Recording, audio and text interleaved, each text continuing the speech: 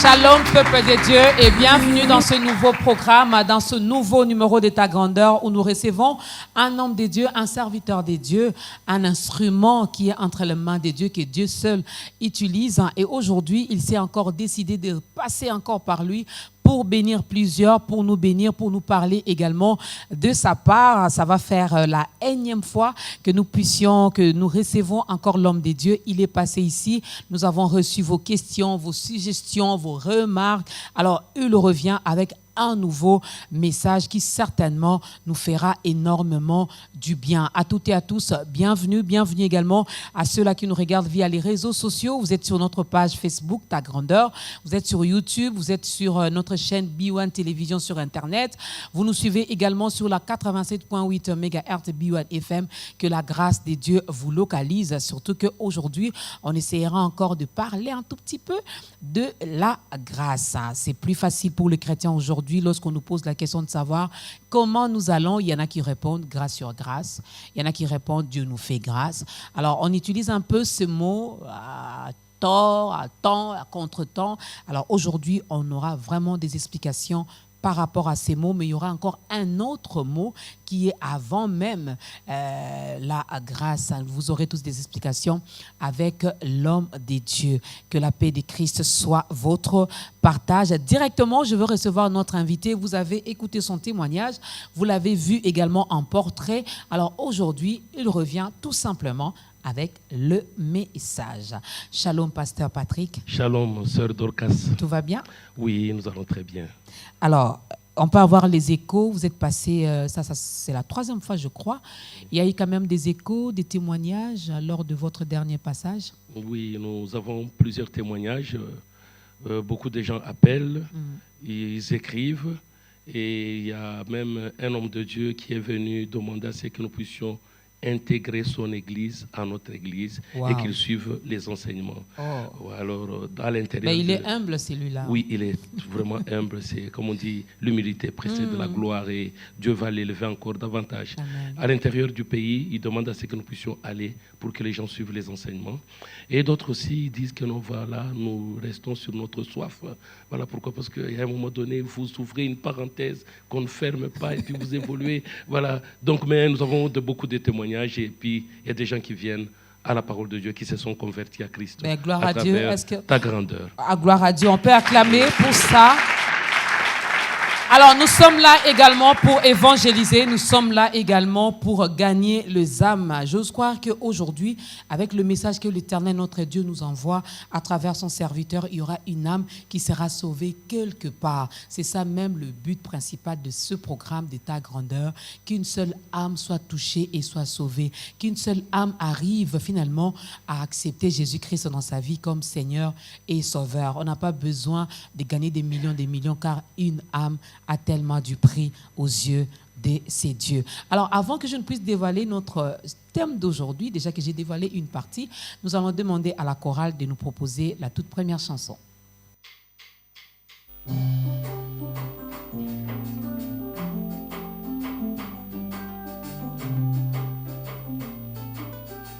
On va demander à Dieu de commencer.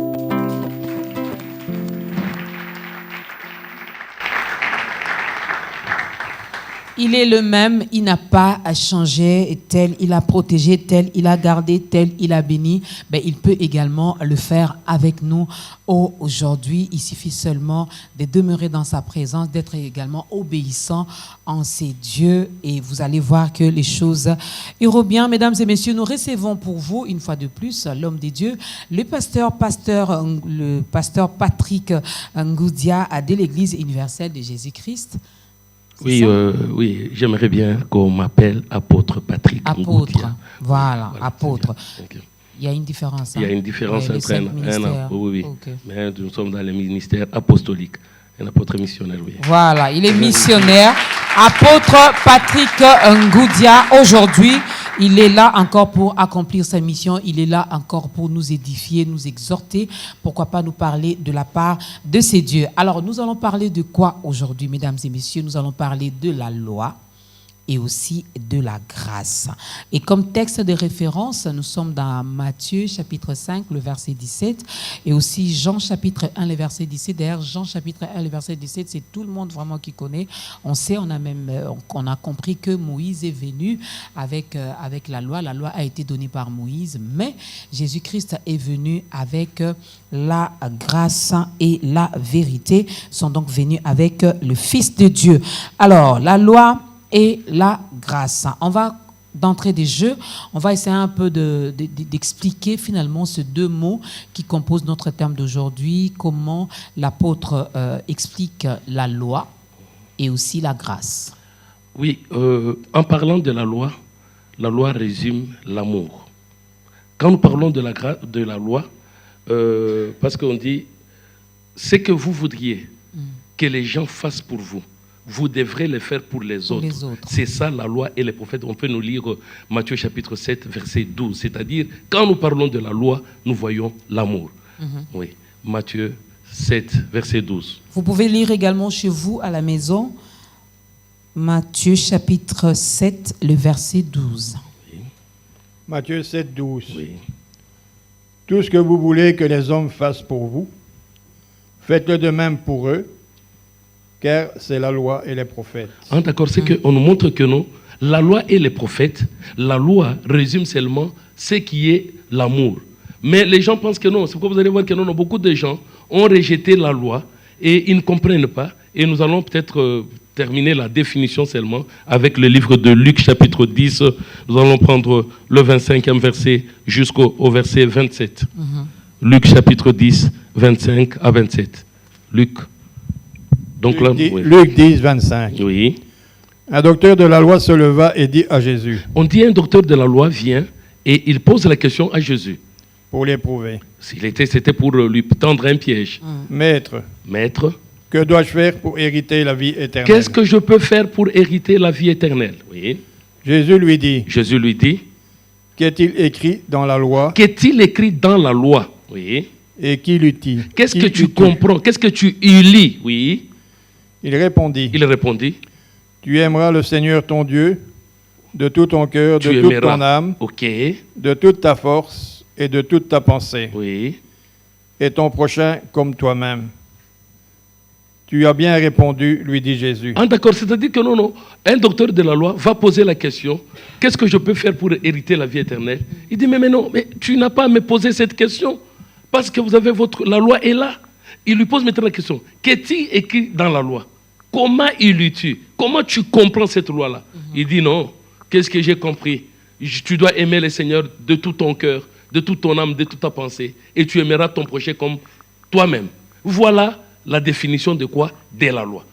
Donc quand nous parlons de la loi, c'est l'amour, aimer Dieu et aimer son prochain. Voilà la définition de la loi. C'est aussi simple que ça? Oui, c'est ce que on a l'impression que la loi, elle est dure, la loi, elle est compliquée. Mais maintenant, le problème, c'est de quoi? Parce que dans toute la Bible, parce qu'on nous dit ceci, on dit que ce livre de la loi ne s'éloigne point de ta bouche. Si nous sommes dans Josué chapitre 1, le 8e verset, tu dois commencer à les méditer jour et nuit pour agir fidèlement. C'est-à-dire que non, la réussite de toute personne, le succès de toute personne dépend de la lecture de la loi de la méditation et de la mise en pratique, voilà, nous avons le succès, nous avons la réussite à toutes choses. Wow, donc on comprend que la loi n'est pas si compliquée. Je ne sais pas pourquoi les gens ont peur de la loi. Quand on parle de la loi dans la Bible, nous sommes bien sûr dans l'Ancien Testament.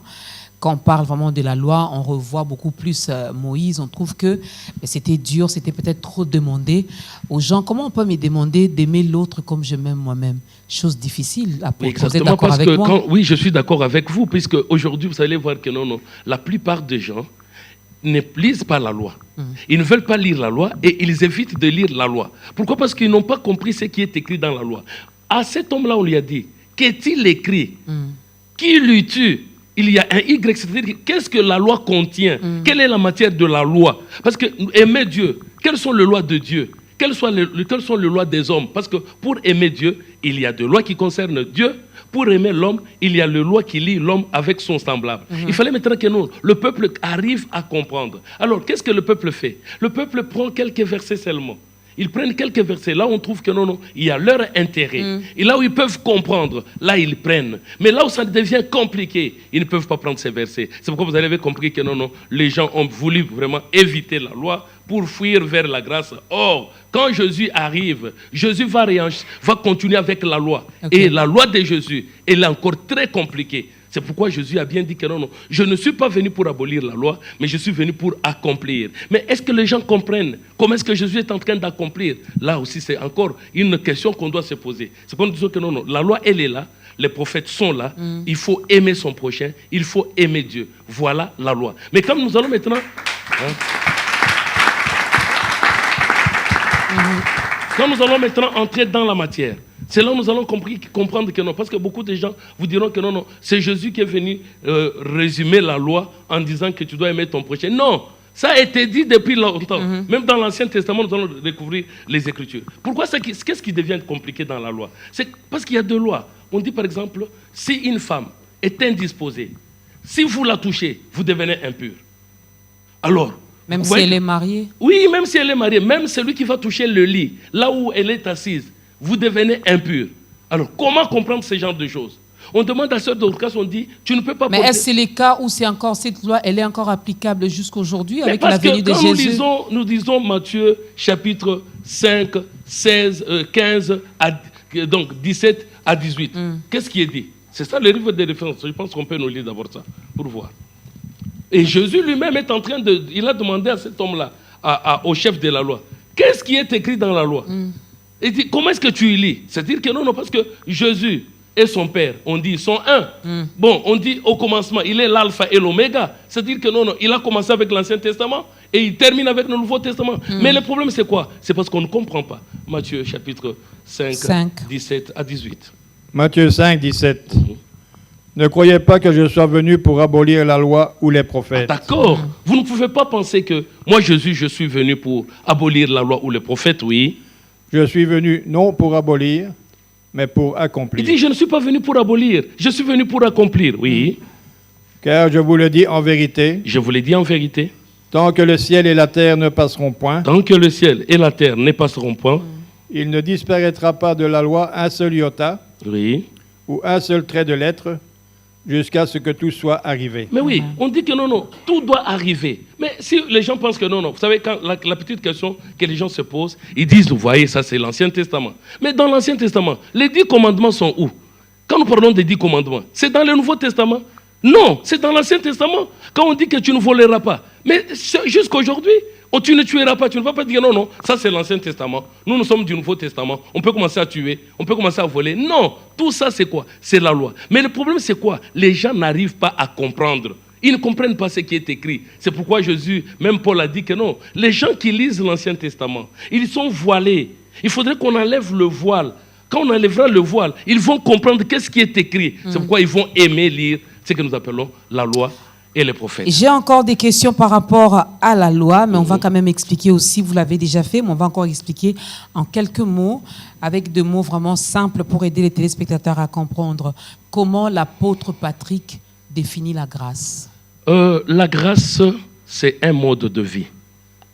La grâce, c'est une conduite par rapport à la parole de Dieu. C'est que quand l'homme reçoit la grâce, Il reçoit un enseignement spirituel qui va l'aider à bien se conduire. Mais aujourd'hui, nous avons une définition péjoratif de ce que nous appelons, des péjoratifs de ce que nous appelons la grâce. Parce que même en venant ici avec vous, quand on marchait avec vous, vous avez glissé des mots, vous les avez beaucoup glissés. J'étais là, vous avez dit, mais même l'église catholique, même l'église de ceci, tout le monde va entrer par la grâce. Même ici, en venant ici, par la grâce, vous êtes arrivé ici, par la grâce. Mais c'est ça. Donc, ceux qui disent ça, c'est parce qu'ils ne comprennent pas. C'est quoi la définition de la grâce? Aujourd'hui, nous allons chercher à comprendre, quand l'homme reçoit la grâce, comment il va vivre. Quelqu'un qui est, par exemple, PDG, vous dira que non, par la grâce, je suis PDG. Ah bon? Vous pensez que par la grâce, vous êtes PDG? Ok, nous allons voir si cette grâce-là, c'est ce qui est dans cette Bible ici. Nous allons commencer d'abord avec le livre de Colossiens, donc Philippiens 1. Vous commencez même par le verset 27. Philippiens 1, 27. Jusqu'à 29. Oui, allez-y. Seulement. Conduisez-vous d'une manière digne de l'évangile de Christ. On dit conduisez-vous d'une manière digne de l'évangile. C'est pourquoi j'ai dit ceci. La grâce, c'est un mode de vie. C'est une façon de marcher par rapport à l'évangile. C'est pas que non, on arrive comme ça, c'est par la grâce. Tu te réveilles en train de critiquer par la grâce de Dieu. Comment vous allez? Par la grâce de Dieu, j'ai détourné. Grâce sur grâce. Non. C'est autre chose. Oui, allons-y. Afin que, soit que je vienne vous voir, soit que je reste absent, j'entends dire de vous que vous demeurez ferme dans un même esprit, combattant d'une même âme pour la foi de l'Évangile. Sans vous laisser aucunement effrayer par les adversaires, ce qui est pour eux une preuve de perdition, mais pour vous le salut. Et cela vient de Dieu. Il vous a été fait la grâce, par rapport à Christ, non seulement de croire en lui, mais encore de souffrir pour lui. Ah d'accord, on dit que non, Dieu vous a fait grâce. Mais cette grâce, c'est par rapport à Christ, pas par rapport à la rousse de poche, par rapport aux Français. Non, on dit Dieu vous a fait grâce. Mais cette grâce, c'est par rapport à Christ. Pourquoi? De croire en lui et de souffrir pour lui. Est-ce que quelqu'un qui est en train de souffrir, il peut dire non, par la grâce de Dieu, je suis en train de souffrir? Vous voyez déjà que non, on ne dit pas. Ici, on dit, on croit en lui et on fait quoi? On souffre pour lui. C'est que celui qui reçoit la grâce de Dieu doit s'attendre à des... Mais cette souffrance, ce n'est pas par rapport au renoncement peut-être de certaines choses. Non. Donc je peux souffrir, la chair me demande de faire certaines choses, mais j'ai dit pour Christ, j'accepte de refuser ces choses-là. Donc ça me fait mal, mais je ne le fais pas. Oui, exactement. C'est aussi une façon de souffrir pour lui. Christ a souffert. Il a amené la grâce. Cette grâce-là, lui a montré un exemple. Comme vous êtes en train de le dire, c'est que c'est par rapport à certains désirs.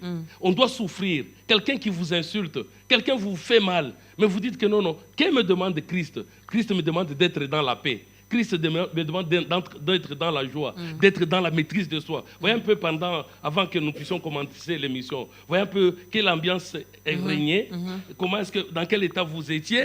Mais maintenant ici, la grâce vous demande à ce que, quels que soient les mauvais traitements, que vous soyez dans la joie, que vous soyez dans la paix. Des choses pas faciles.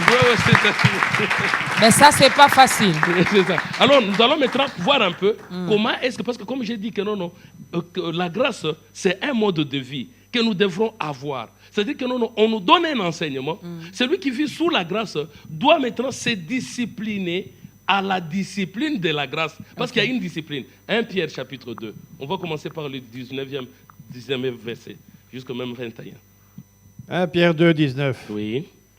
Car c'est une grâce de supporter des afflictions par motif de conscience envers Dieu. On dit c'est une grâce de supporter des afflictions, oui, par motif de conscience envers Dieu, oui. Quand on souffre injustement. Ah d'accord, Maman Dorcas est en train de souffrir injustement, mais il supporte ça. Quand à cause de Dieu. Oui, à cause de Dieu. Là, c'est une grâce. Oui, on continue. Oui, allez-y. Afin, quelle gloire y a-t-il à supporter de mauvais traitements? Nous y allons mollo, oui. En effet. Quelle gloire y a-t-il à supporter de mauvais traitements pour avoir commis des fautes? On dit quelle gloire y a-t-il de supporter les mauvais traitements pour avoir commis une faute, oui. Mais si vous supportez la souffrance, lorsque vous faites ce qui est bien, c'est une grâce devant Dieu. Ah d'accord. C'est pourquoi nous disons que la grâce, c'est un mode de vie. Vous supportez les mauvais traitements. Prenons un exemple ici. Vous n'êtes pas bien payé. Et puis on vous donne des ordres qui ne peuvent pas. Donc on vient, peut-être on vous insulte, on vous traite durement. Celui qui a la grâce, lui supporte. Il aura la maîtrise de soi. Il aura la maîtrise. Pourquoi? Parce que non, il sait que non, il obéit à la discipline de la grâce. Parce que c'est un enseignement qui doit montrer à l'homme comment est-ce qu'il doit vivre, comment est-ce qu'il doit se comporter. Mais ce n'est pas le fait que non, par la grâce, je vais me marier. Ok, ça c'est pour les hommes. Par la grâce, j'aurai le boulot. Non, la grâce, c'est une discipline qui vient pour que nous sachions comment nous allons nous comporter envers Dieu et envers les hommes. Ben, lorsque certaines choses, je vais les dire, je sais que nous avons une façon de définir également la bénédiction, mais lorsque je vis quand même le merveille de Dieu dans ma vie, je peux dire aussi c'est par la grâce, parce que je suis consciente que je n'ai pas mérité. Parce que si c'est, par exemple, je prends le cas du mariage dont vous avez cité, il y a les femmes qui sont plus belles que nous, mais qui ne sont pas dans le mariage. Alors, lorsque Dieu te fait grâce, je peux dire que non, moi je me suis mariée par grâce. Il y en a qui sont mariés mais qui n'ont pas d'enfants. Ceux qui ont des enfants peuvent dire que c'est par la grâce de Dieu que j'ai des enfants. Je ne vois pas une femme qui ne conçoit pas dire mais c'est par la grâce de Dieu que je ne conçois pas. Oui, c'est ça le problème maintenant. Ça, c'est mal défini. Il fallait maintenant que nous puissions comprendre que non, vous pensez que non, quand quelqu'un n'a pas d'enfant, il ne va pas hériter le royaume des cieux. Quand quelqu'un n'a pas de mariage, il ne va pas hériter le royaume des cieux. C'est ça. Donc ici, la grâce, quand elle vient pour une mission bien précise. Je pense bien que nous allons d'abord voir comment est-ce que l'homme doit se comporter. Quand même vous dites que non, par la grâce de Dieu, moi je me suis marié. Par la grâce de Dieu, j'ai des travail. Enfants. Par la grâce de Dieu, j'ai un travail. Par la grâce de Dieu, je voyage. Je voyage. Tu penses que c'est... Et si ça crache, l'avion crache. Maintenant, vous allez dire quoi? Par la grâce de Dieu, l'avion a craché. A craché et puis mais moi, je suis sorti, non. Non. J'ai survécu. Donc, vous pensez que non, quand on meurt, on n'est pas sous la grâce. Nous allons d'abord lire.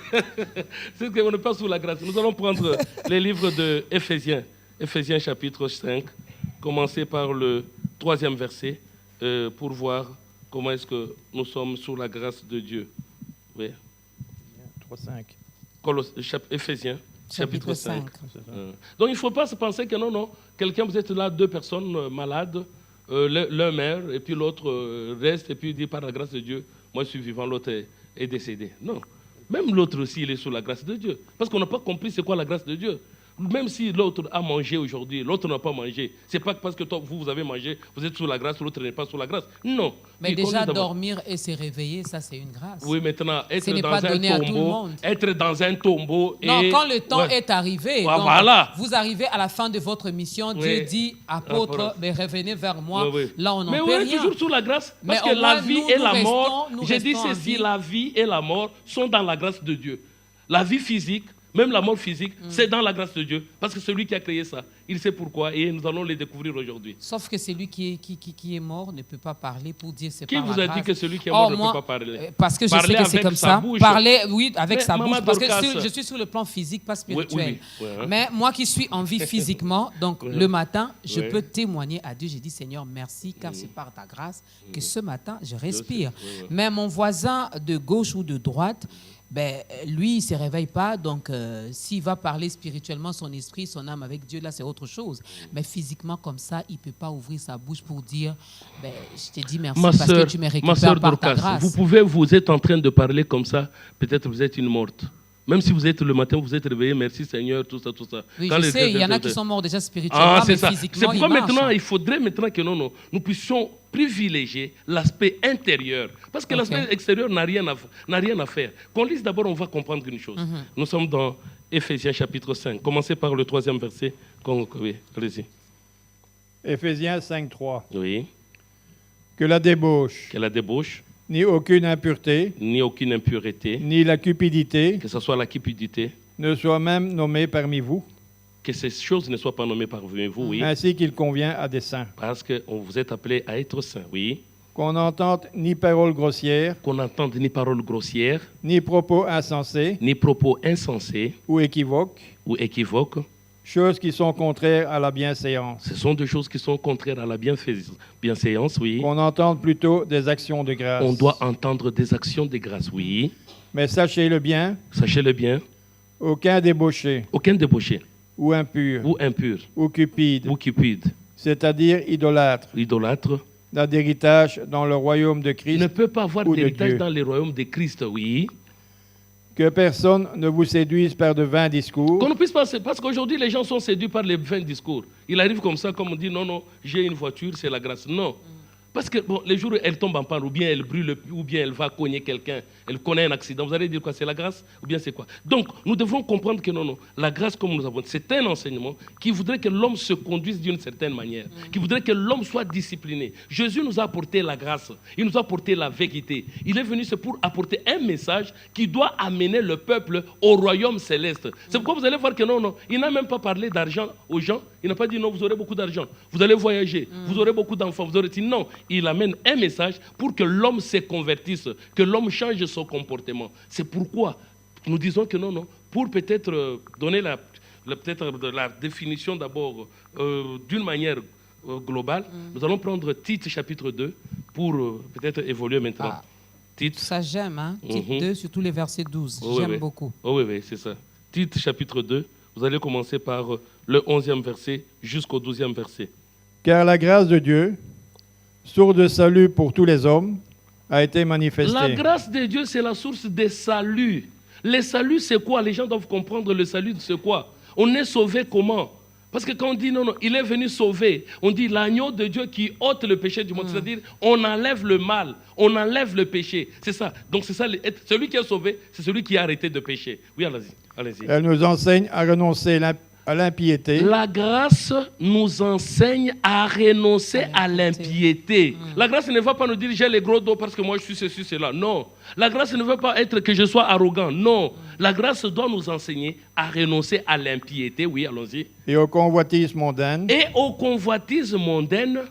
Et à vivre dans le siècle présent selon la sagesse, la justice et la piété. Oh, d'accord, c'est-à-dire que non, la grâce de Dieu, ce n'est pas ce que les gens pensent. Non, tu peux être là, oui, par la grâce, je serai sauvé. Je vais arriver ce jour-là, Seigneur, par la grâce, j'entre. Non. Est-ce que tu as eu ces modes de vie? Tu t'es comporté selon la sagesse de Dieu. Tu t'es comporté selon la piété, selon la justice de Dieu. Non, tu te dis non, par la grâce, je serai là-bas. Non, ça c'est la grâce mondaine.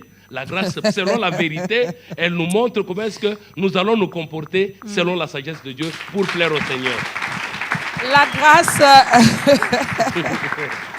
Je pense que Sœur Dorcas est un peu déçue de ce qu'elle pensait. Non. Oui. Moi, je ne pensais rien. Je suis seulement la bouche autorisée des téléspectateurs. Exactement, je pose des questions pour leur apporter des éclaircissements. Bon. Alors, je résume un peu ce passage de Tite 2, 12 ans. Donc, la grâce nous enseigne la piété. C'est un comportement, c'est un mode de vie, comme l'apôtre l'a dit. Mais Dieu sait. Dieu, il est Dieu. Parce que je rentre un peu à l'époque de Jésus. Je sais que je n'ai pas vécu à son époque, mais puisqu'il nous a laissé la parole. Alors, à l'époque de Jésus, en tant que fils de Dieu, lui non plus, il n'a pas réussi quand même à convertir tout le monde. Il a prêché, il y en a qui ont compris, il y en a qui l'ont reçu, il y en a qui ont accepté ce message, il y en a qui ont eu le salut, il y en a également qui ont refusé carrément. Tout à fait. Donc, cela ne date pas d'aujourd'hui. Pour dire que même si on enseignait, même si, il y aura toujours des gens qui vont continuer. Mais le but, le combat est que tout le monde arrive quand même à comprendre ce message. Alors, la Bible nous dit que Dieu a déjà pardonné nos péchés. Je pose cette question parce que j'ai entendu beaucoup de gens, surtout les hommes de Dieu que vous êtes. Bon, je ne vais pas dire vous nous poussez directement à pécher ou à commettre des péchés, non. Mais dans cette façon de dire, il y a les enfants de Dieu, les brebis de Dieu qui ont peut-être mal compris les choses. Alors vous allez nous éclaircir là-dessus. Dieu a déjà pardonné nos péchés, passés, présents et futurs. Il y en a qui insistent pour dire nous sommes au temps de la grâce, pour dire, entre guillemets, que tout est permis. Puisque c'est Dieu a déjà pardonné les péchés de maman Dorcas, passés, présent et futur. Donc, il savait que de temps en temps, je peux tomber, je peux pécher, je peux commettre tout ce qu'il a énuméré ici dans sa parole. Hein, lorsque vous avez cité, on a cité l'impur, l'impudique, l'idolâtre, toutes ces choses. Donc, ça peut arriver, mais il m'a déjà pardonné, non? puisque j'ai déjà donné ma vie à Christ. Exactement. Vous voyez, vous avez donné quelle vie à Christ et vous faites quoi? Vous avez quel genre de vie? Vous dites que vous avez donné la vie à Christ, mais vous continuez avec votre vie. Parce que c'est le temps de la grâce. C'est ça maintenant. C'est pourquoi nous avons dit ceci. Ça, c'est un message des séducteurs. Je pense qu'on va continuer avec la lecture. On revient d'abord avec Éphésiens chapitre 5. Vous allez commencer On revient dans ça et dans 2 minutes, on prendra la chanson. Oui. Nous allons prendre Éphésiens chapitre 5, 6e verset. Et aujourd'hui, je pense bien que vous allez voir un peu comment Jésus définit sa grâce à lui. Oui. Éphésiens 5, commencez par le 6e verset. Éphésiens 5, 6. Oui. Que personne ne vous séduise par de vains discours. Qu'on ne puisse pas vous séduire, Maman Dorcas, et tous les téléspectateurs qui nous suivent, par des vains discours. Ça, ce sont des vains discours. Oui. Car c'est à cause de ces choses Oui. que la colère de Dieu vient sur les fils de la rébellion. C'est à cause de cela que la colère de Dieu viendra. Ça, ce sont des fils de la rébellion. Si, ma soeur, tu entends un homme de Dieu dire que non, c'est tout, on est déjà pardonné, ceci, cela, c'est un fils de la rébellion. Il aura la colère de Dieu sur lui. Oui, continuons. Oui. N'ayez donc aucune part avec eux. Maman Dorcas, n'ayez aucune part avec ce genre de personnes. Oui. Autrefois, vous étiez ténèbres. Autrefois, vous étiez ténèbres.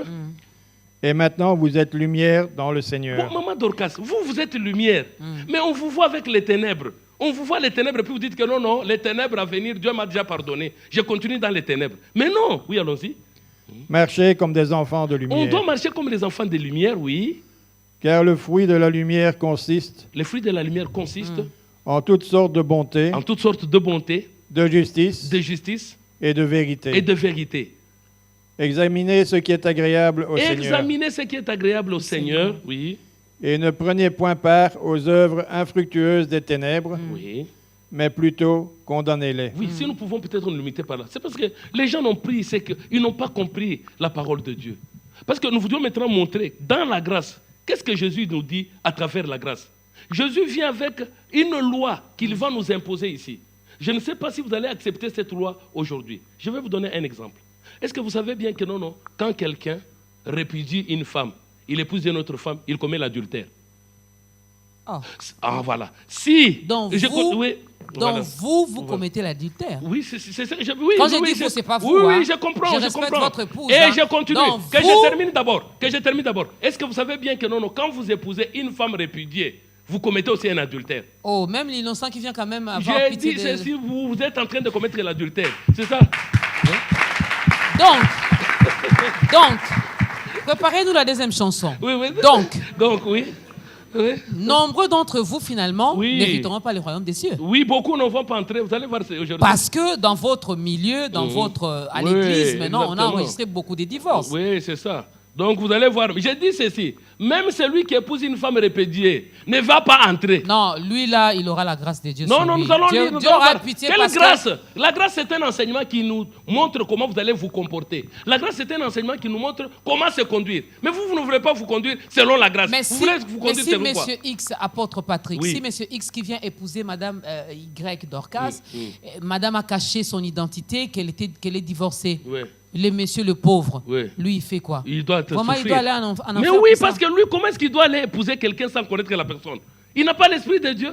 Et cette dernière aussi n'a pas demandé le divorce. Oui, c'est l'apôtre qui a demandé. Qui on l'a répudié. Parce qu'elle a vu que sa secrétaire était la femme du ministère par rapport à celle qu'il a épousée quand il était encore jeune. Ce sont des gens qui sont les enfants de la perdition. On va revenir sur ça, mesdames et messieurs. Nous sommes là, non pas pour condamner, mais nous sommes là seulement pour parler de la part de Dieu.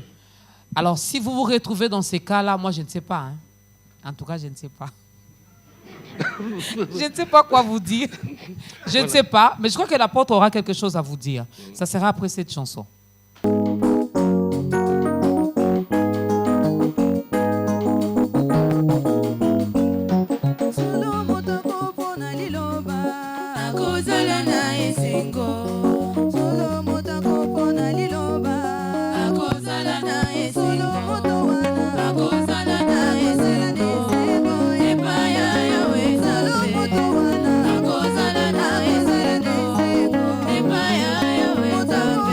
you.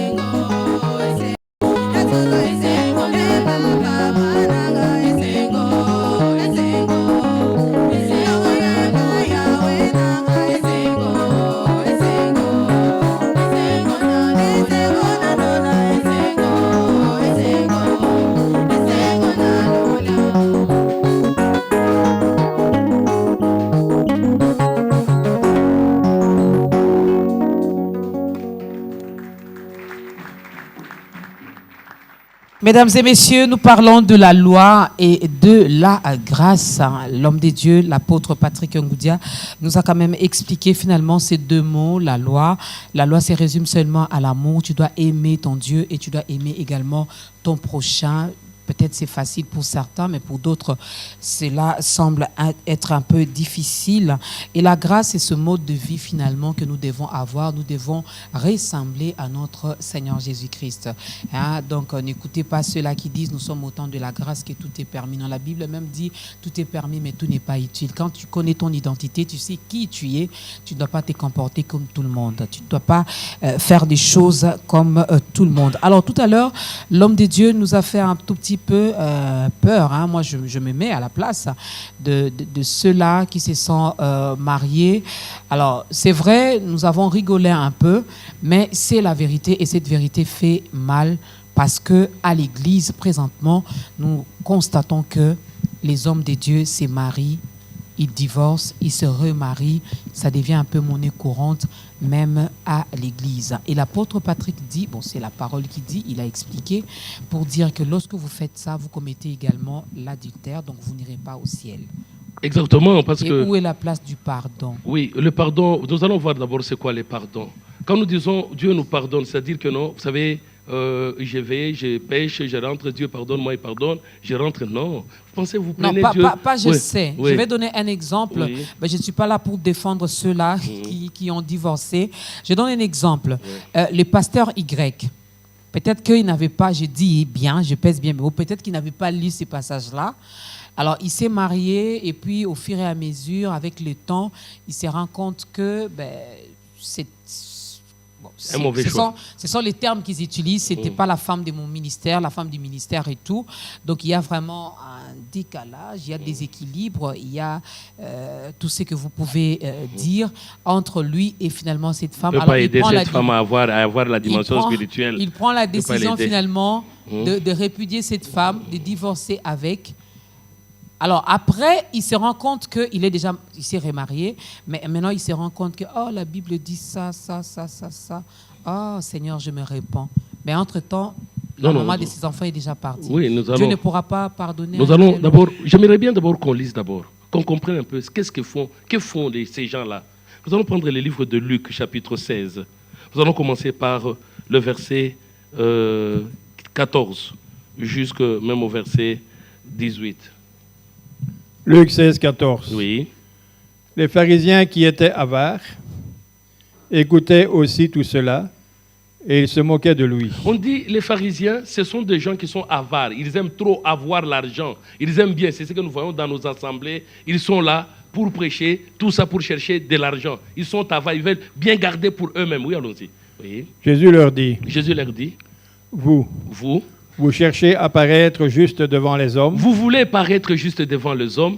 Mais Dieu connaît vos cœurs. Ah d'accord, on dit bien, c'est bien de paraître juste, se montrer peut-être en soutane, en cité là. Vous voulez paraître juste devant les hommes, mais Dieu connaît vos cœurs. Oui, on continue. Oui. Car ce qui est élevé parmi les hommes est une abomination devant Dieu. Ce qui est élevé parmi les hommes, c'est souvent, nous sommes dans des églises, l'élévation, les ceci, cela. Quelle élévation? On dit ce qui est élevé devant les hommes, c'est abominable devant le Seigneur. Oui, allons-y. Oui. La loi et les prophètes ont substitué jusqu'à Jean.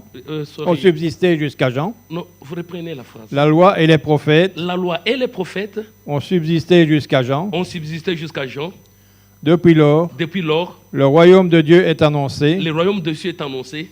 Et chacun use de violence pour y entrer. Maman Dorcas, pour entrer, on doit user des violences. Ce n'est pas tellement cette phrase, non, Dieu va nous pardonner, Dieu va faire... Non, il y a une violence. On doit se faire violence. Oui, on continue. Oui. Allez-y. Et il est plus facile que le ciel et la terre passent. Il est plus facile que le ciel et la terre passent. Qu'il ne l'est d'un seul trait de lettre de la loi vienne à tomber. Oh, d'accord. Aucun trait de lettre de la loi ne va tomber. Oui, continue. Quiconque répudie sa femme et épouse une autre commet un adultère. Ah bon? Oui. Quiconque épouse une femme répudiée par son mari commet un adultère. Voilà. Donc on a dit que aucun trait de la loi, pas même de iota, ne peut disparaître. Les paroles des hommes, les ciels et la terre vont passer. Mais ça ne va passer. La loi, elle est dure. On dit quand quelqu'un épouse une femme répudiée, il commet un adultère. Quand quelqu'un chasse sa femme, répudie sa femme, pour n'importe quel motif ici, on n'a pas dit que non, c'est pour un motif. Non, non. Il épouse une autre. Il commet quoi? Un adultère. C'est ce qui est dit. Qu'est-ce que nous allons faire? Nous devons nous soumettre. La Bible dit, apôtre, que Dieu ne tient pas compte du temps de l'ignorance. Ah, vous avez dit, écoutez, ma soeur, vous dites que non. La femme répudiée, il ne savait pas. Il ne savait pas. Mais on dit ceci, nul n'est censé ignorer la loi. Ceux qui devaient connaître la loi. Bon. D'ailleurs, vous dites bien que non, non, Dieu ne tient pas compte des temps d'ignorance. Mais maintenant, ceux-là qui font ça pendant qu'ils sont dans les ministères, ils font comment? Comment est-ce que Dieu ne va pas eu le temps de méditer sur ces ils méditent sur quoi? Seulement sur les appels de fonds, comment avoir l'argent. Non, ils retournent, puisque vous avez dit l'Ancien Testament et le Nouveau Testament, c'est le commencement et la fin. Oui, exactement. Il est alpha, il est oméga. Oui. Alors, eux, ils se réfèrent quand même dans l'Ancien Testament. Donc, là, ils fouillent maintenant dans l'Ancien Testament qu'ils refusaient de lire. Ici, nous sommes dans le Nouveau Testament. Ma soeur, c'est compliqué. La grâce dont vous êtes en train de parler. Je vous donne un exemple. Les gens qui suivent Jésus, vous avez dit, Dieu ne tient pas compte des temps d'ignorance. Mais maintenant, aujourd'hui, ils ont maintenant cette facilité d'avoir un enseignement qui va les aider. Parce que ma soeur Dorcas voudrait entrer au ciel. Elle doit suivre Jésus. Je vais vous donner un exemple typique de ce qui s'est passé avec quelqu'un qui voulait bien suivre Jésus. Parce que tout le monde n'est pas capable de suivre Jésus. Nous allons prendre les livres de Luc, chapitre 9. Luc 9. Vous allez commencer par le verset 57. Rapidement, 57. Luc 9, 57. Oui, au verset 61. Oui. Pendant qu'ils étaient en chemin, un homme lui dit, un homme va dire à Jésus, Seigneur, je te suivrai partout où tu iras. Je te suivrai partout où tu seras, oui. Jésus lui dit, les renards ont des tanières et les oiseaux du ciel ont des nids. Mais le Fils de l'homme n'a pas un lieu où il puisse reposer sa tête. Quelle réponse? Quelqu'un vient dire à Jésus, Jésus, je vais te suivre partout. Il dit, non, non. Les renards ont des tanières, les oiseaux ont des lits. Le Fils de l'homme n'a pas où mettre sa tête. C'est quelle réponse ça? On continue. Il dit à un autre. Suis-moi. Suis-moi. Nous sommes dans les temps de la grâce. Oui, allons-y. Et il répondit. Seigneur. Permets-moi d'aller d'abord ensevelir mon père. Le monsieur lui dit, mais Seigneur, je vais te suivre. Il dit, suis-moi. Il dit, non, écoute, Seigneur, j'ai un cadavre enterré et c'est le corps de mon père qui est à la morgue. Oui. Mais Jésus lui dit, laisse les morts ensevelir les morts. Ah, Madame Dorcas, dites-moi les temps de la grâce. Jésus ne pouvait même pas compatir au malheur de cet homme-là. La compassion, c'est lui. C'est lui. Maintenant, il ne compatit pas. Et il dit, laissez les morts enterrer leurs morts. Les morts qui vont enterrer leurs morts, qui sont-ils? C'est-à-dire les morts qu'on avait déjà enterrés vont sortir comme des fantômes. Ils sortent le corps. Non. Ils vont... Hein? Non, ce n'est pas ça. Hein? C'est quoi d'abord alors? Il dit, laisse les morts enterrer leurs morts. Si la sœur Dorcas, parce que la fois passée on avait l'émission, nous avons perdu un des agents de B1 ici. Je vous ai vu, vous étiez consternés. Et vous êtes partis à la morgue. On a dit, on a fait sortir les corps. Vous étiez parmi les morts qui sont allés enterrer leurs morts. Oui, maintenant. Alors, qui sont les morts qui vont enterrer leurs morts? Nous sommes pas bien. C'est ça le temps de la grâce. Est-ce que vous comprenez ces choses? Parce que les gens pensent que non, la grâce c'est quelque chose de très facile.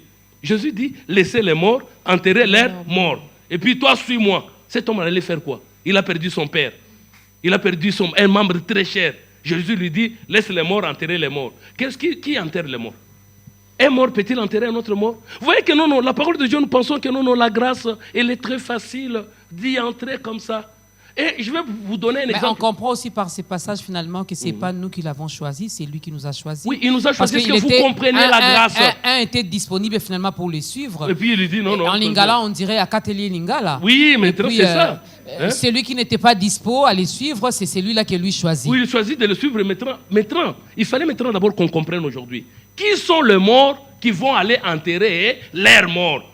Depuis que vous êtes nés, vous avez déjà vu que non, il y a un mort qui est allé, il a été enterré par des morts. Vous voyez que non, ce sont des choses que non, les enfants de Dieu doivent comprendre. Comme vous avez dit ici que non, pour le suivre, ça dépend de vous. Nous allons voir. Est-ce que vous allez, sœur Dorcas, avec ceux qui nous suivent, peuvent dire qu'ils suivent Jésus, mais est-ce qu'ils ont rempli la condition sine qua non pour suivre Jésus? Nous sommes dans le livre de Luc, chapitre 14.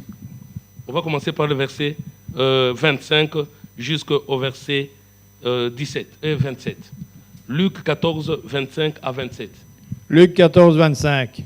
Bon, pour ceux-là qui nous suivent, même ceux qui ont divorcé, qui ont fait tout ça, vous avez des problèmes. Il faut venir me voir. Moi, je vous dirai comment faire pour que Dieu puisse vous pardonner. Non, il faut le dire ici. Il faut le dire ici. Oui, ça va. Non, apôtre. On va lire après. Il faut le dire ici. D'accord. Parce que c'est ici que vous avez dit qu'ils iront en enfer. Donc Ouais, c'est ici qu'il faut leur donner également des Vraiment, solutions. vous avez raison, maman. Oui, allons-y, la condition pour suivre Jésus. Luc 14, 25. Oui. De grandes foules faisaient route avec Jésus. Jésus a constaté qu'il y avait des grandes foules qui faisaient route avec lui. Il a compris que mais le peuple est encore nombreux. Oui. Il se retourna Et il s'est retournant. et leur dit, Vous imaginez un peu que, comme ma soeur Dorcas disait, du temps de Jésus. Comme si nous sommes dans quel temps? Nous sommes toujours dans le temps de Jésus parce que Jésus est avec nous. Maintenant, aujourd'hui, là, les gens suivent Jésus. Même on chante même une petite chanson. Tokolanda Yesu, Landa Yesu, Tokolanda. Aujourd'hui, ou bien c'est dans le passé? C'est dans le présent. C'est que nous sommes dans le temps de qui? De Jésus. Ok, on y va. si quelqu'un vient à moi, Si quelqu'un vient à moi, sans me préférer à son père, sans me préférer à son père, à sa mère, à sa mère, à sa femme, à sa femme, à ses enfants, à ses enfants, à ses frères, à ses frères, à ses sœurs, à ses sœurs, et même à sa propre vie, il ne peut être mon disciple. si nous lisons le français qui est écrit dans la traduction de Maman Dorcas, il est dit ceci. Si quelqu'un vient à moi, s'il n'est pas son père, c'est ce qui est écrit. Je pense que Le c'est verbe est haïr. Haïr. C'est-à-dire que non, pour suivre Jésus, il faut haïr son père, haïr sa mère, haïr sa femme, ses enfants, ses frères et ses sœurs, et sa propre vie, et prendre la croix et suivre qui? Jésus. Est-ce que Sœur Dorcas acceptera de haïr son père, de haïr sa mère? Est-ce que c'est vraiment haïr?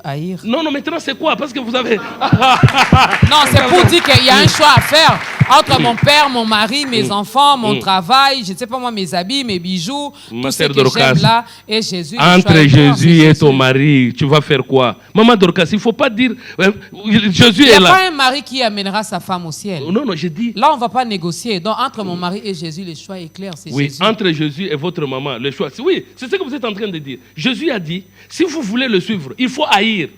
Pourquoi? Parce qu'on ne sait pas la mission de Jésus. Vous dites que Jésus nous a apporté la grâce. Mais est-ce que vous connaissez la grâce qu'il nous a apportée? Parce que Matthieu, chapitre 10, nous allons voir ce que Jésus nous a apporté. Vous allez voir que non. Aujourd'hui, à votre retour, ce qui va se passer à la maison, je ne sais pas si vous allez... Entre qui et qui? Entre vous et papa. Nous sommes dans les Matthieu 10. Vous allez commencer par le verset 35. Matthieu 10, 35. Commencez par 34, c'est mieux. 34. Oui. Ne croyez pas que je sois venu apporter la paix sur la terre. Je ne suis pas venu apporter la paix, mais l'épée. Ah non. Nous aimons toujours Dieu est amour. Jésus nous aime, ainsi de suite. Jésus vient. On dit, Jésus-Christ lui-même déclare, je ne suis pas venu pour apporter la paix sur la terre, mais quoi? L'épée. Qui va accepter ça? Oui, allons-y. Car je suis venu mettre la division entre l'homme et son père. Je suis venu mettre la division entre l'homme et son père. Entre la fille et sa mère. Entre la fille et sa mère. Maman Dorcas, vous avez votre fille comme ça, Jésus vient, vous sépare. Vous serez contente? Oui, allons-y. Oui. Entre la belle-fille et sa belle-mère. Entre la belle-fille et la belle-mère. Déjà, Babokilo Bayo Kanakate. Maintenant, ils vont prendre ces versets. Oui, allons-y. Oui. Et l'homme aura pour ennemi les gens de sa maison. Comment ça? Comment est-ce que Jésus, lui, peut venir, il apporte une épée? Comment est-ce qu'il apporte l'épée? Parce qu'aujourd'hui, Maman Dorcas, tel que vous êtes ici, vous pouvez aussi dire que vous suivez Jésus. Mais oui. Ou est-ce que vous mettez en pratique les commandements? Vous allez dire oui. Mais est-ce que vous avez déjà vendu vos richesses? Tout ce que vous possédez, vous avez déjà vendu? Est-ce que vous pouvez accepter de vendre votre montre, votre téléphone, votre voiture, votre maison? Pour faire quoi? Mais pour que vous entriez dans le ciel, vous ne pouvez pas aller avec tout ce que vous avez. Et donc vous n'êtes jamais au courant. Expliquez un peu. Non, je sais qu'on n'a pas besoin de ça pour aller au ciel. Oui, mais maintenant, est-ce que le ciel, là, c'est spirituel, c'est pas physique. Pardon?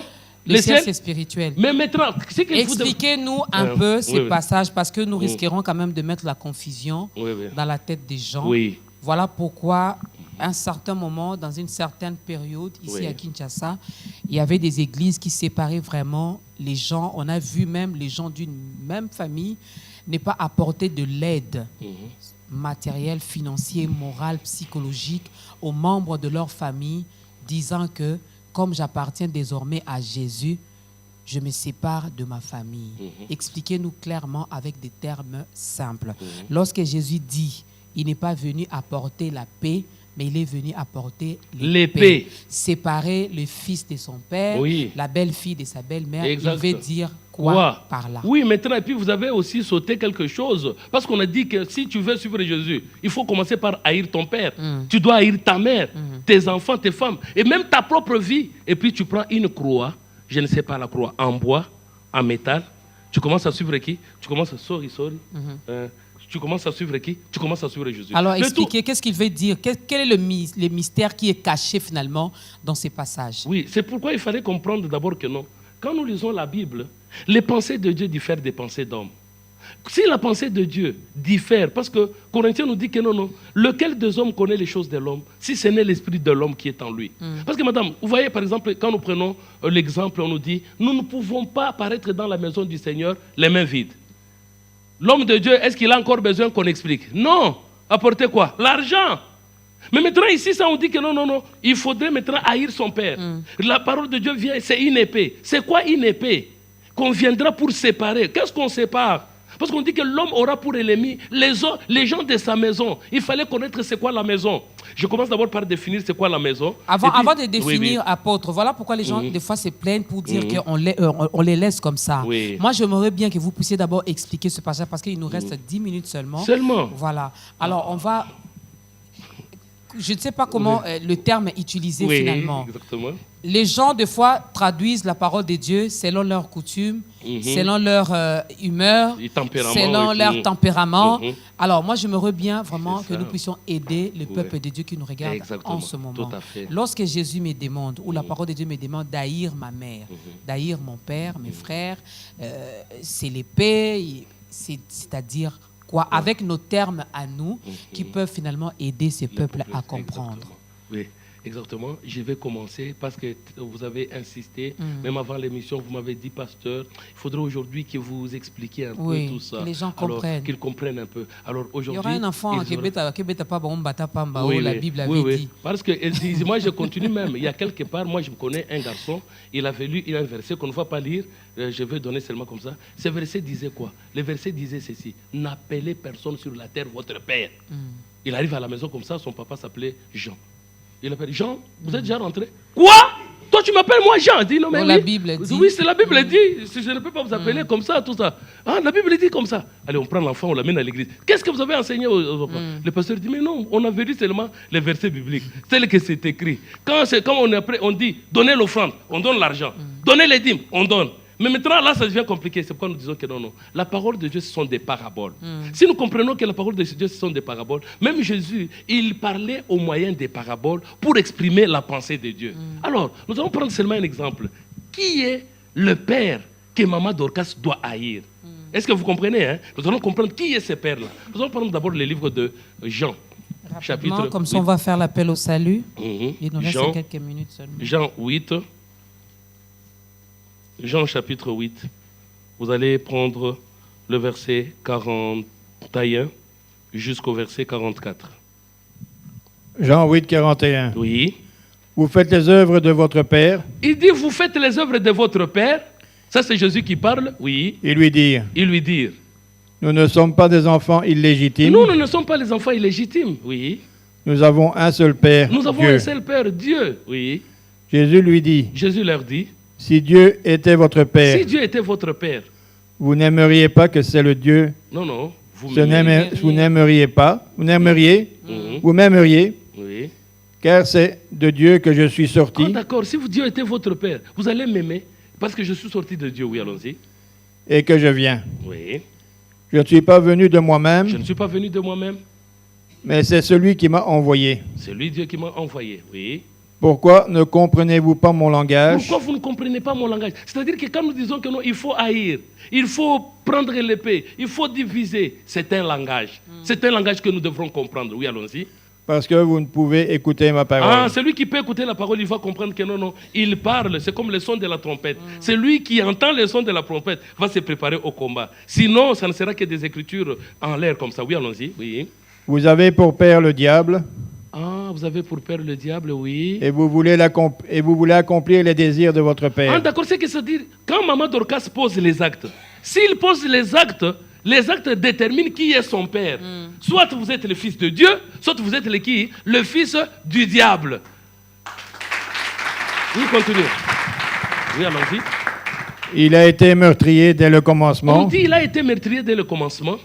Et il ne se tient pas dans la vérité. Il ne se tient pas dans la vérité. Parce qu'il n'a pas de vérité en lui. En lui, il n'y a pas de vérité. Lorsqu'il profère le mensonge, il parle de son propre fond. Il parle de son propre fond. Car il est menteur et le père du mensonge. Ah, d'accord, c'est que si je trouve que Maman Dorcas est en train de tromper, je comprends que son père c'est qui? C'est le diable. Si je vois quelqu'un en train de forniquer, je comprends que le père c'est qui? C'est le diable. C'est pourquoi quand Jésus arrive, la première personne à dire c'est qui? C'est ton père. Tu dois être qui? Le diable qui te pousse à faire quoi? À poser des mauvaises actions.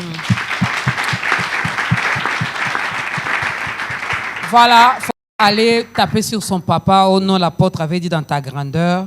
Non, non, non. Il faut donc se séparer du mal. Il faut vraiment haïr le mal. Il faut refuser le mal. On reconnaît le Père par son Fils, n'est-ce pas? On a reconnu que Jésus-Christ était Seigneur parce que quand il est venu, la Bible nous dit, il n'a pas commis de péché.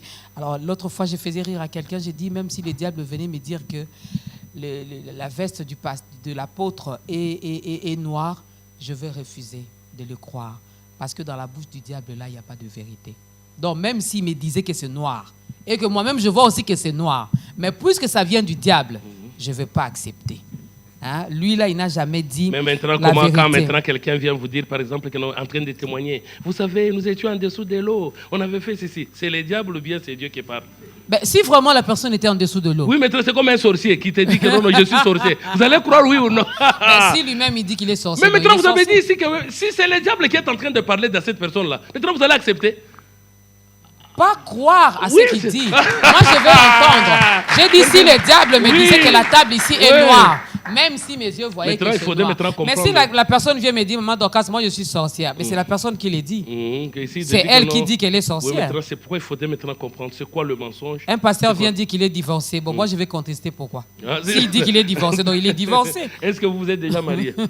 C'est ça. D'après Dieu, je dis bien, d'après les hommes, vous avez dit ici que nous avons des choses des hommes et les choses de Dieu. Maintenant, d'après Dieu, est-ce que vous êtes déjà marié? Pas encore, peut-être. Oui. Non, d'après Dieu, je suis marié. Je ne suis pas célibataire. Je suis très marié. J'ai dit spirituellement. Même. Oui, spirituellement aussi, je suis marié. Avec qui? Il le sait. Bien. Avec mon époux. Non, c'est ça maintenant. C'est pourquoi. Non, quand je dis avec mon époux, je ne dis pas mon époux, c'est lui qui m'a passé la bague. Ah oui, votre époux, il faut le connaître. Alors. Je connais bien mon époux, c'est Jésus. Vous avez des enfants? Je connais bien mon époux. Est-ce que vous avez Jésus. déjà des enfants? Bon, Alors, on va faire l'appel au salut. Nous allons demander à l'apôtre de regarder la caméra parce que le temps nous fait vraiment défaut. Oui. Il y avait tellement de choses à dire par rapport à la loi, par rapport à la grâce. On comprend que la parole de Dieu n'est pas si compliquée. Il faut seulement lire, méditer, comprendre et surtout mettre en pratique. Ça, c'est aussi très important. Alors, vous nous avez écouté aujourd'hui, vous avez écouté attentivement ce que l'homme de Dieu a dit. Vous devez vous séparer, vous devez haïr, vous devez quitter le mal, tout ce que vous avez connu avant finalement, pour laisser Jésus-Christ faire son entrée dans votre vie. Alors, ce moment est vraiment très important. Nous allons demander à l'homme de Dieu de vous aider, n'est-ce pas? De l'autre côté, vous avez passé beaucoup de temps, vous n'avez rien gagné. Venez dans notre camp, vous aurez le salut, vous aurez la vie éternelle, vous aurez beaucoup de choses, n'est-ce pas? Ce qui est important, c'est d'aller au ciel, comme l'apôtre l'a dit. On peut mettre des bougies, on peut divorcer, séparer, se remarier. Mais il faut aller au ciel. Il ne faut pas aller à l'enfer. Alors, nous sommes là pour vous aider aussi. Apôtre, si vous pouvez aider cette personne. Oui, bien-aimés dans le Seigneur, vous qui nous suivez, il y a certains qui vous ont donné certains enseignements pour vous dire que non, voilà, nous sommes déjà sous la grâce, on peut faire n'importe quoi, Dieu a déjà pardonné les péchés du passé, il pardonne les péchés du présent et du futur. Non, sans la vie de sainteté. On a dit sans la sainteté, personne ne verra Dieu bien-aimé dans le Seigneur. C'est qu'il y a un enseignement que l'homme doit suivre, c'est ça la grâce. Pour que tu suives cet enseignement, que tu te débarrasses des œuvres mortes, que tu puisses te faire violence, que tu puisses te faire souffrir d'abord pour accomplir la volonté de Dieu. Il y a un enseignement qui doit vous aider bien-aimé dans le Seigneur. Je sais bien que non, il y a beaucoup qui marchent, qui pensent qu'ils sont enfants de Dieu, mais ils marchent tôt. Ils font voir aux gens qui sont enfants de Dieu. Mais Dieu connaît vos cœurs bien-aimés dans le Seigneur. Ces jours-là, vous allez dire, nous avons prophétisé, nous avons fait de miracles, nous avons fait tout ceci. Mais il vous dira non, je ne vous ai jamais connu, parce que vous êtes ouvriers de l'iniquité. L'homme doit chercher à connaître la volonté de Dieu, faire la volonté de Dieu pour arriver au ciel. Tu as des maisons, tu as des voitures, tu as tout ce que tu as bien aimé dans le Seigneur. Mais sache bien qu'un jour, tu dois tout laisser. Mais tu dois rendre compte au Seigneur. C'est pourquoi nous t'appelons que tu acceptes la parole de Dieu, que tu renonces au mal pour hériter la vie éternelle. Que Dieu vous bénisse. Voilà, que Dieu vous bénisse. Et alors, si vous n'avez pas une église d'attache, parce que c'est bien d'écouter la parole même à travers les médias, personne ne dira. Tout à l'heure, j'avais posé une question à l'apôtre pour dire Dieu ne tient pas compte du temps de l'ignorance. De nos jours, actuellement, en plein 21e siècle, la parole de Dieu est prêchée de partout. Même là, maintenant, présentement, il nous avait apporté la parole de Dieu. Donc, personne ne dira, non, je n'ai jamais entendu prêcher, je n'ai jamais... La parole est là, même à travers le média. Alors, il faut demeurer dans sa présence, il faut bien manger. L'homme de Dieu insiste également là-dessus. Il ne faut pas aller n'importe où pour manger n'importe quoi. Vous risquerez même de rester kisimbi, comme on dit en lingala, donc vous n'allez pas grandir spirituellement. Il faut aller là où la parole est prêchée et bien prêchée, et cette parole nous aidera à grandir, à croître spirituellement. Il y a notre numéro qui est affiché au bas de l'écran. On pourra toutefois vous orienter vers une église où on prêche Jésus-Christ comme Seigneur et Sauveur. Mais pourquoi pas aussi, on va demander à l'apôtre de nous parler rapidement de l'église dont il est responsable. Oui, nous sommes, c'est l'apôtre Patrick Ngoudia de l'église universelle de Jésus-Christ. Ici à Kinshasa, nous avons notre siège sur l'avenue de la Presse numéro 10. Nous sommes là chaque lundi à partir de 16h30, le samedi à 14h30, les dimanches à 9h. Nous avons des cellules. C'est dans quelle commune? Ça, c'est Funa. Funa, donc c'est entre Funa et donc, Barumbu et Limete. Okay. Nous sommes aussi à La Gombe, sur l'avenue de la Science, au numéro 2. Là, c'est chaque mardi et vendredi à 18h.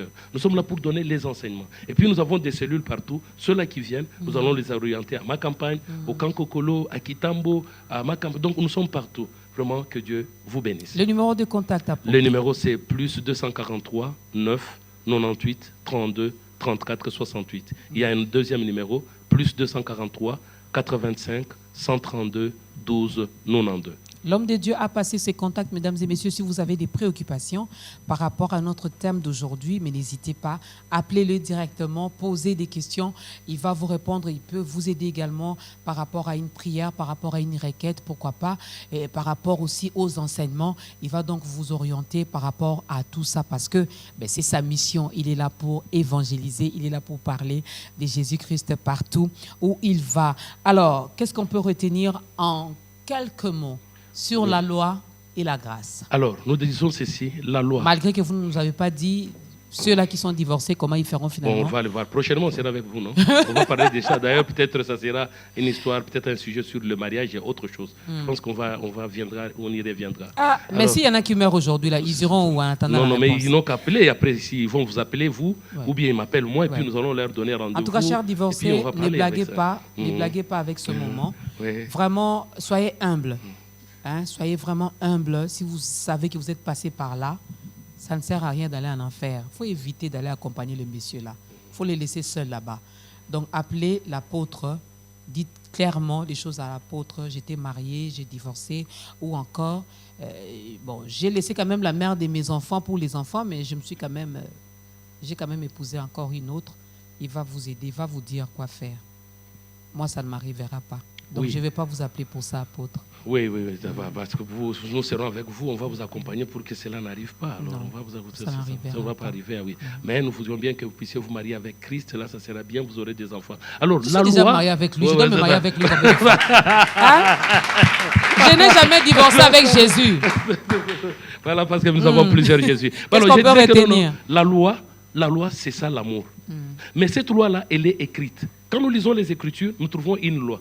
Mais maintenant, quand nous comprenons ce qui dit la loi, nous sommes sous la grâce. C'est-à-dire l'enseignement que nous allons tirer dans l'Écriture, selon la sagesse de Dieu, selon la pensée de Dieu. Voilà la grâce qui va nous donner maintenant une ligne de conduite, un mode de vie selon le Seigneur. Ne dissociez pas ces deux mots, mais ça marche de pair, ça va vraiment ensemble, n'est-ce pas? J'espère que vous avez retenu quelque chose, mais si c'est le cas, que toute la gloire revienne à ces dieux qui a permis que l'homme de Dieu soit encore notre invité aujourd'hui. Merci à ces publics. Est-ce que vous pouvez vous encourager par des acclamations? Merci également à la chorale. Vous avez vu comment ils sont bien habillés. Merci également à la grande équipe d'État Grandeur, mesdames et messieurs. J'ai dit un grand merci à tous les techniciens de ce programme. Merci également à vous, parce que sans vous, finalement, ce programme n'existerait pas. Si Dieu continue à nous envoyer ses serviteurs, parce qu'il sait que ses enfants ont soif de la parole, ses enfants désirent encore l'écouter, ses enfants désirent encore entendre sa voix. Nous vous fixons rendez-vous dans un prochain numéro avec un autre invité. Alors, nous allons nous lever. L'apôtre Patrick Goudia, qui était notre invité, va clôturer ce moment avec une courte prière et nous allons danser pour la gloire de Dieu. Vous avez compris, hein? Et ils ne chantent que leurs chansons. Donc, eux-mêmes, ils composent leurs chansons, ils chantent leurs chansons. C'est bien. Donc, ne vous attendez pas. Yesu Azali Awana. Azali Koyamana Nzambe. Nous te bénissons, tendre Père, Dieu d'Abraham, d'Isaac et de Jacob. Merci, merci, merci infiniment, Seigneur, pour ce moment précieux où tu nous as parlé, Seigneur, pour que nous puissions quitter l'ignorance, nous puissions aller dans ta connaissance, Seigneur, demeurer dans la grâce, Père éternel, pour que nous puissions marcher chaque jour dans notre vie, dans une vie de sainteté. Gloire et honneur te sont rendus éternellement. Aide tes enfants, Seigneur Dieu Tout-Puissant, que tu leur donnes la force, ô Dieu Tout-Puissant, pour qu'ils mettent en pratique ta parole, Seigneur. Mon Dieu, que tu les bénisses, au nom de Jésus qui règne dans tous les siècles de siècles. Amen.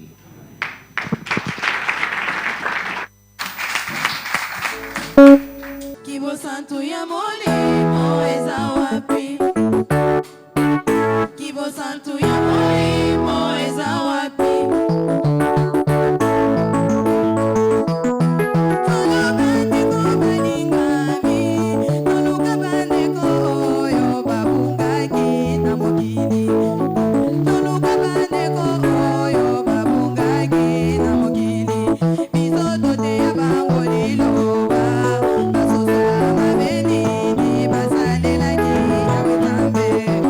Tote ya bango liloba, basosola